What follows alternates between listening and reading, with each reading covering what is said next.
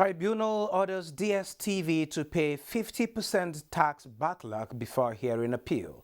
Revenue Mobilization Allocation and Fiscal Commission presents new revenue formula December.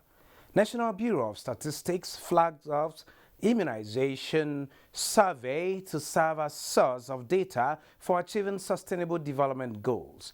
And oil falls in breather after a two-day rally on supply issues. Details of this and more on Business Express, and we are reaching you from Abuja, Nigeria's capital. I am Benny Adams, your guide.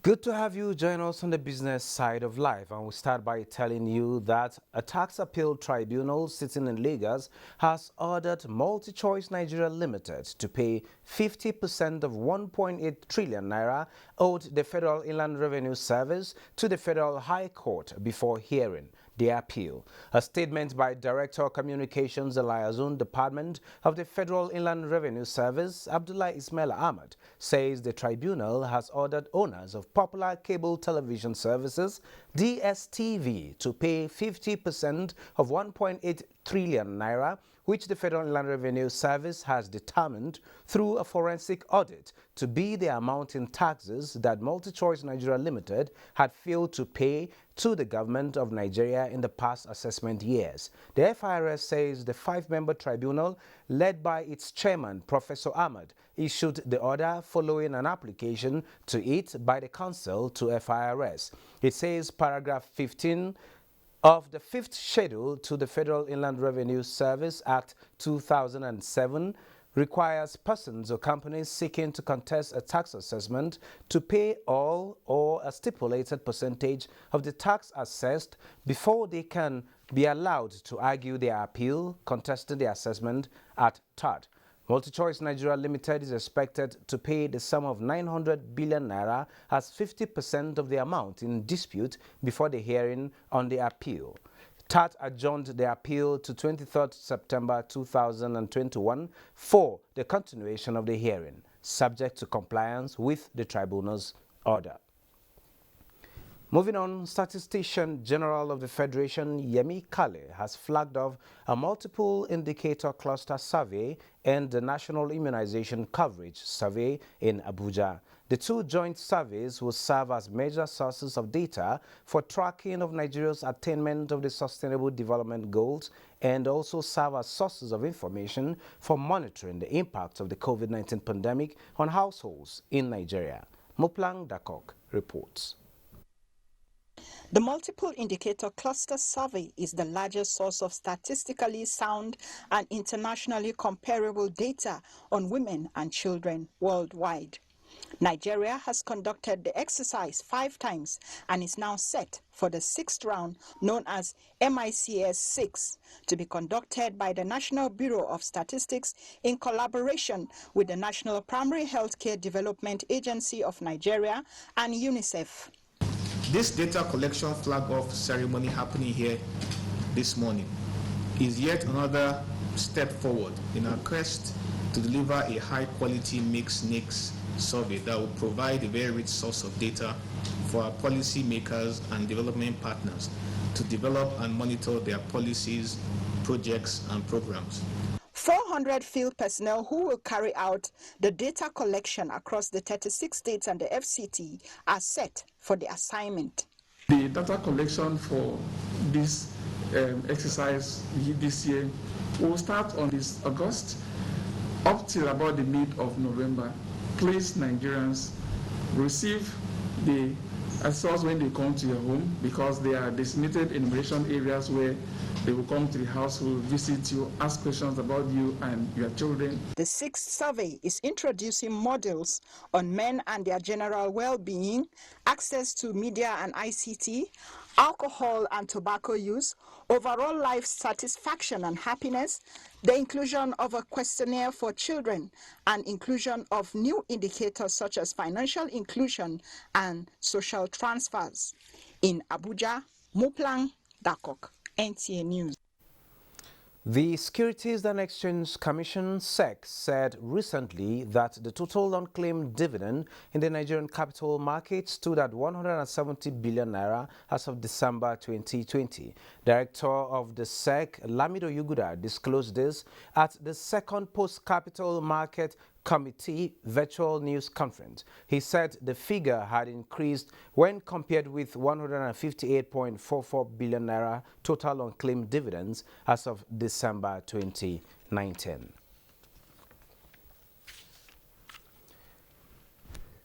The Nigerian Export Promotion Council has commenced talks with chief executive officers of relevant MDAs and the Nigerian Television Authority (NTA) ahead of the 2021 Intra-African Trade Fair holding in Durban, South Africa.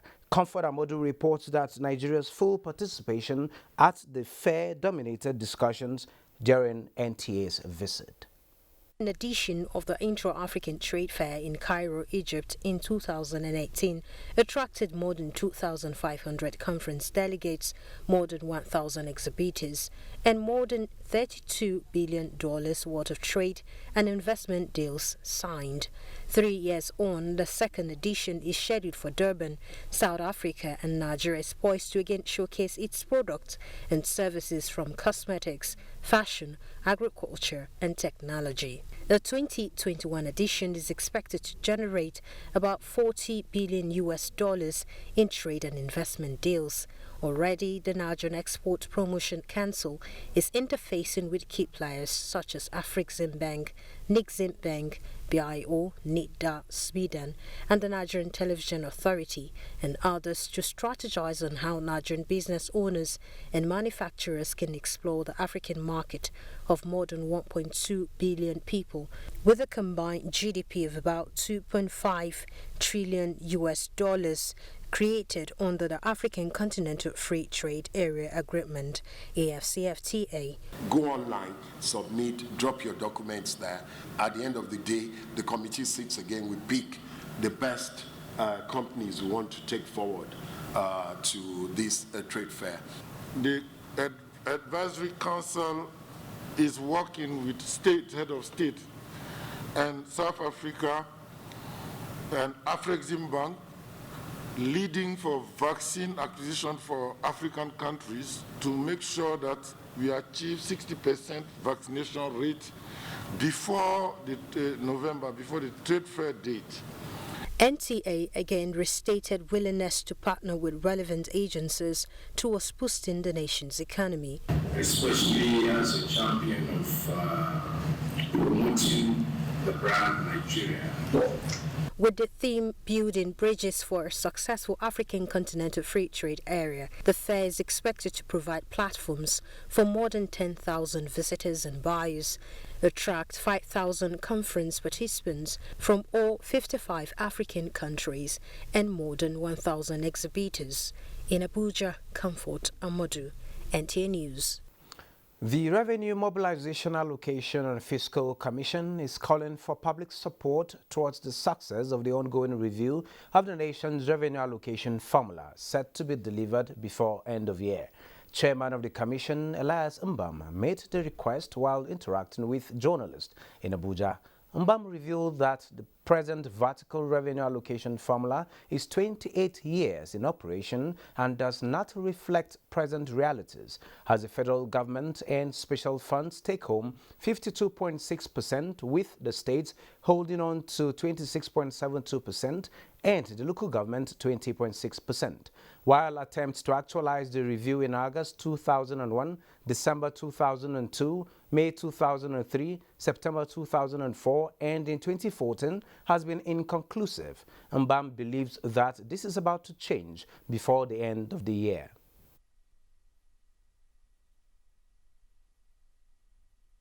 The Commission is highly determined to produce within the shortest possible time a new revenue sharing formula that will be fair, just, and equitable to the three tiers of government. The Commission has programmed to complete this review process by the end of 2021.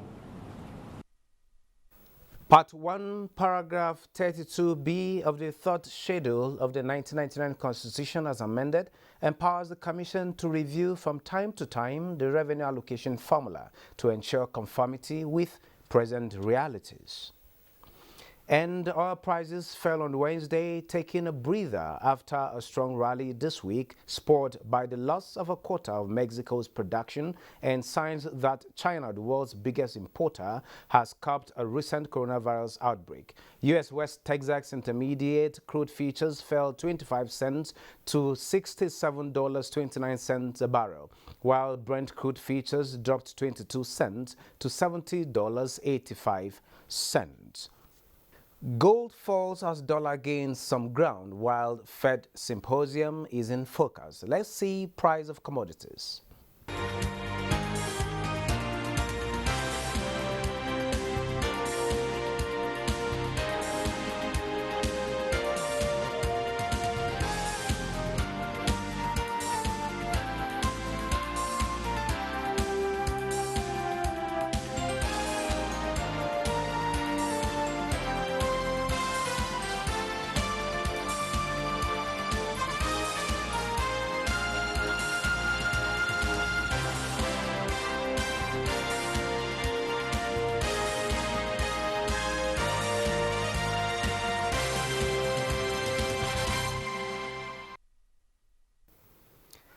To shed light on rising amount of unclaimed dividend is CEO High Cap Securities Limited, David Adori, who joins us from Lagos. Mr. David, you are welcome to Business Express.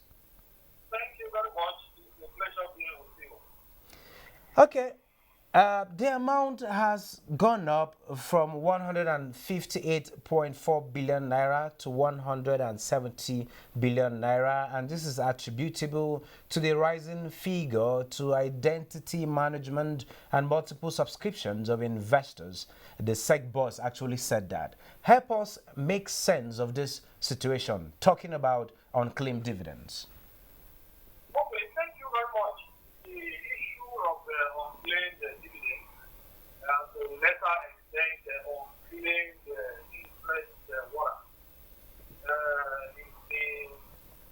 is a source of embarrassment and worry to various stakeholders in the capital market, because when investors buy shares or bonds, they are actually doing so in expectation for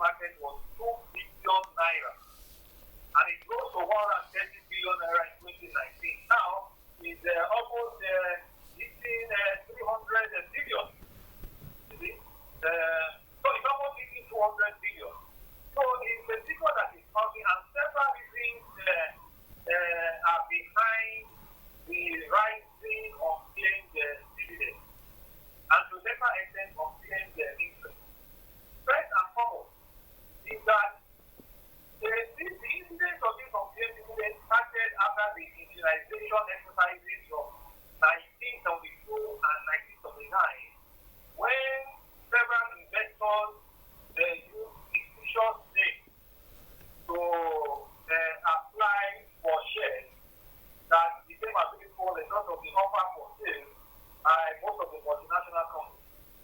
And because most of those fictitious names they could not generate bank accounts, so a lot of the dividend warrants would not be claimed. So that in itself is the origin of this unpaid dividend.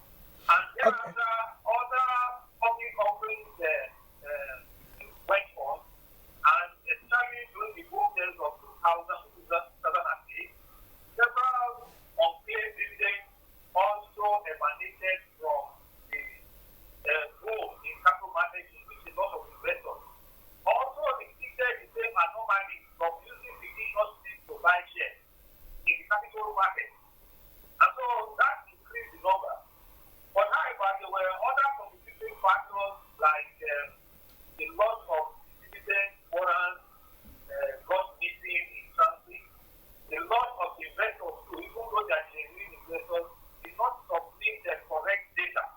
So most of the dividend warrants were exposed to different addresses. Okay, Mr. David. Yeah. From your revelation, there seems to be poor identity management in the Nigerian capital market. How can this be addressed? Yes. The poor identity management has always been a challenge that has affected activities in the capital market, and it has contributed a lot to this margin of claims dividend. So what SEC has done is to commence the general process of obtaining all investors' accounts in capital market. So by this, every investor is expected to submit data relating to the bio data, and then bank accounts all supported with various identification documents. So this will therefore enable what we call e-dividend to become the mantra in capital market, in which case dividends will henceforth be paid directly to the bank accounts of investors. As a matter of fact, SEC has already issued a directive to companies and registrars not to issue dividend warrants, but only to pay electronically to the bank accounts of investors. So that is one of the ways of resolving these impasse relating to unclaimed dividends. But this will not solve all the problems. Several accounts will become multiple accounts owned by investors. I told a lot of them open accounts using fictitious names. So through a lot of ingenuity, market operators, together with regulators, are working together to identify these multiple accounts and consolidate them so that they will be under the name of the real genuine owners, so that we can submit their bank account details to enable them collect those dividends. Then there are deceased investors, people who have died already and their estates are in crisis, or they have problems at the probate. So those ones will never be recovered. But SEC is also engaging with probate registry to fast track the issues relating to the prolonged time it takes for estates to perfect their documents to enable what we call it is called movement of the stock, okay, from the account of the deceased to the account of the beneficiary. So Okay, Mr. David. Yeah. With all that said, where do you stand on the 2020 Finance Act regarding unclaimed dividends? And can you possibly give us a reason why you choose that stance? Yes, the Finance Act of 2020, which eventually passed the management of unclaimed dividends to the unclaimed dividend trust fund set up by the federal government to be administered by the Accountant General of the Federation, Debt Management Office and Security. Is not an idea that is novel for Nigeria.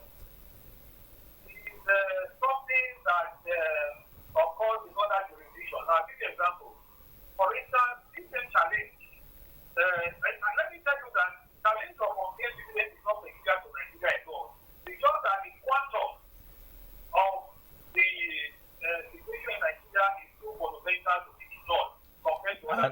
And it is due to some of the reasons you have mentioned earlier. Yes. Thank you so very much. Thank you so very much, Mr. David Adonri, CEO, HiCap Securities Limited, for sharing your insights with us at this particular time on the way to go regarding unclaimed dividends. It's a great pleasure being with you. Thank you. Yeah. Moving on, Chinese tech stocks in Hong Kong erased some gains. Indian Sensex hit record high. Bosset Abel has an update on global stocks. Hello and welcome to the global market. Global equities have been propped up so far this week by easing fears that the Federal Reserve would taper imminently and the U.S. Food and Drug Administration's full approval of Pfizer and BioNTech's COVID-19 vaccine. U.S. stock index futures were flat on Wednesday as investors took to a pause a day after the Nasdaq Composite closed above 15,000. Dow Jones Industrial Average futures added 23 points. S&P 500 and Nasdaq Composites were negative. European markets were muted on Wednesday, tracking global sentiment as investors await a key meeting of central bankers. The FTSE and CAC 40 of France appreciated by 0.18% and 0.24%, while DAX dropped 0.15% across 15,882.78. In Asia, stocks were mixed at the close of Wednesday trade as optimism continued to drive U.S. stocks. Hong Kong Hang Seng Index slipped 0.13% to close 25,693.95, and the Nikkei also dipped 0.03% at 27,724.8, while the Shanghai Composite edged higher at 0.74% to close 3,540.38. With the rollout of COVID vaccines in Africa, investors have continued to be optimistic, giving most stocks positive edge. But for South Africa's JSE Africa Top 40, which depreciated on Wednesday by 0.13% to close at 61,098.31. That's the global market review. I am Bosede Abel. On that global note, we wrap this edition of Business Express. Remember to keep in touch with us, so send in your comments, observations, and suggestions. Also, be informed that all previous episodes are available on YouTube on the NTA's channel.